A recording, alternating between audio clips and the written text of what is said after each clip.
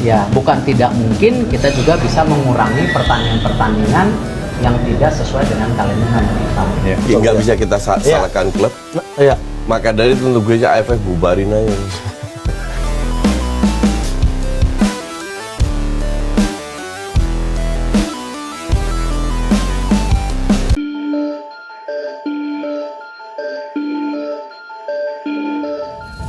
Sebagaimana yang diketahui, timnas Indonesia harus menerima kenyataan pahit setelah tersingkir dari Piala AFF usai kalah dari Filipina dengan skor tipis. Kekalahan ini menyisakan banyak tanda tanya, terutama mengenai keputusan kontroversial wasit asal Jepang Koji Takasaki yang mengusir Muhammad Ferrari dengan kartu merah pada menit ke-42.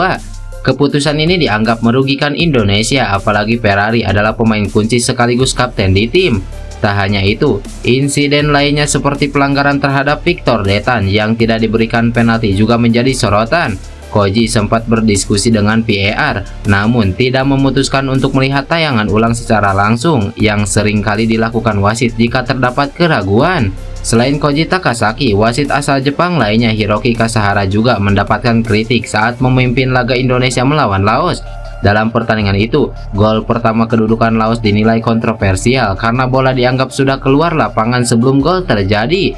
Namun wasit tetap mengesahkan gol tanpa mengecek VAR. Kinerja dua wasit asal Jepang ini memunculkan kembali diskusi tentang partisipasi Indonesia di ajang Piala AFF. Menurut salah satu pengamat sepak bola Indonesia yakni Bung Ropan, banyak penggemar sepak bola nasional yang merasa bahwa Indonesia sering dirugikan oleh keputusan wasit dalam turnamen ini. Tidak sedikit yang menyarankan agar PSSI mempertimbangkan untuk keluar dari AFF dan fokus pada kompetisi yang lebih menguntungkan seperti ASEAN Cup atau turnamen lainnya di bawah naungan AFC. Meski begitu, keputusan akhir tetap berada di tangan PSSI dan Ketua Umum Erick Thohir.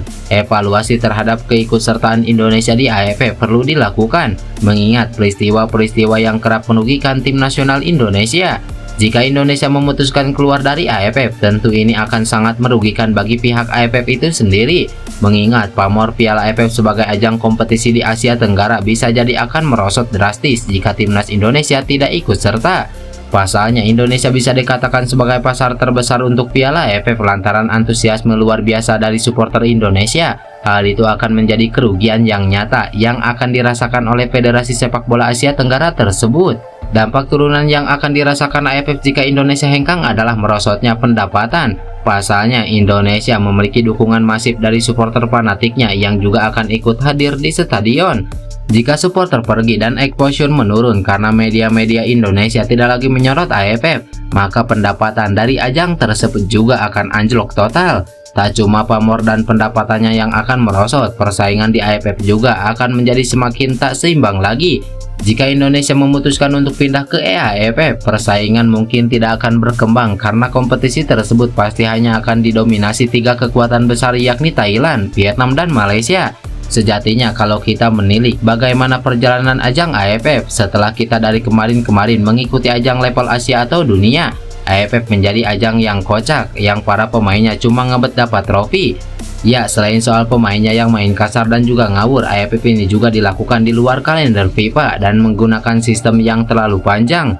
Waktu penyelenggaraan turnamen yang sampai 1 bulan serta adanya laga kandang tandang yang mengharuskan tim melakukan perjalanan jauh, membuat energi para pemain terkuras dan kelelahan atau bahkan harus mengalami cedera di tengah turnamen. Jelas fakta-fakta ini membuat banyak pihak kesal termasuk pandit sepak bola tanah air yakni Coach Justin yang menyuarakan untuk membubarkan ajang AFF ini. Ya, Coach Justin menilai bahwa bergulirnya AFF yang di luar agenda FIFA sejatinya tak banyak bermanfaat bagi tim yang berpartisipasi. Ditambah lagi, klub juga tidak mengizinkan para pemainnya untuk membela timnas Indonesia. Dia menilai agenda AFF yang di luar kalender FIFA menambah alasan kalau ajang ini mending dibubarin aja. Kritik dan kecaman juga jelas disematkan ke panitia AFF edisi ini, yang dinilai juga kurang kompeten untuk memanfaatkan teknologi yang baru perdana digunakan yakni VAR.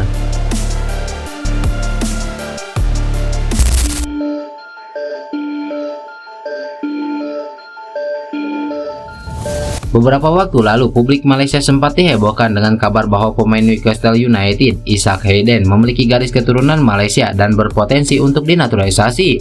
Kabar ini dengan cepat menyebar di media sosial dan menimbulkan harapan bagi para penggemar sepak bola Malaysia untuk melihat Hayden membela Harimau Malaya.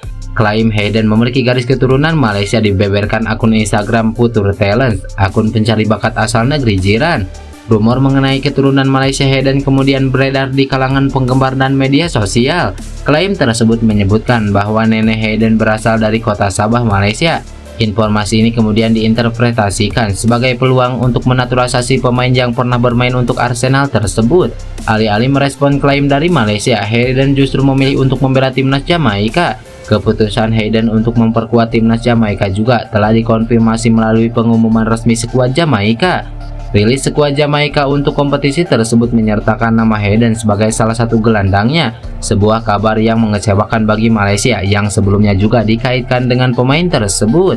Hayden juga mengonfirmasi bahwa dirinya tidak memiliki garis keturunan Malaysia. Oleh karena itu, ia meminta publik Malaysia untuk berhenti menandainya dalam unggahan media sosial.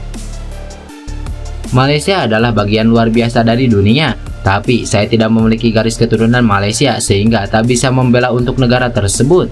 Oleh karena itu, saya memohon untuk berhenti menandai saya dalam unggahan tersebut. Terima kasih banyak, ungkap Ishak Hayden. Klarifikasi Hayden menimbulkan kekecewaan di kalangan sebagian penggemar sepak bola Malaysia yang sempat antusias dengan prospek kehadirannya di tim nasional yang memiliki julukan Harimau Malaya tersebut.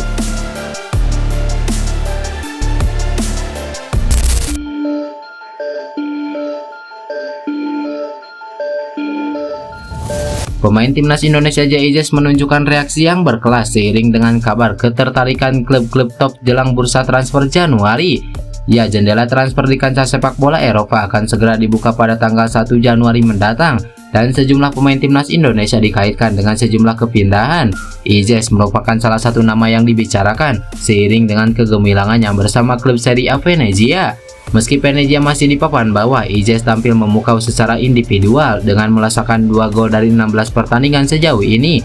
Kegemilangan pemain berusia 24 tahun ini juga membuat harga pasarannya meningkat dalam update dari Transfermarkt pada pekan lalu dengan kini mencapai 3 juta euro.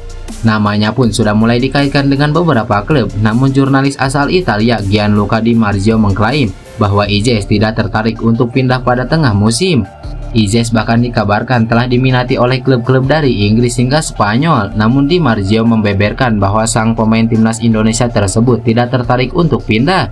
Ex-back tengah Go Ahead Eagles itu memberikan reaksi yang berkelas karena ingin bertahan di Venezia hingga akhir musim berakhir.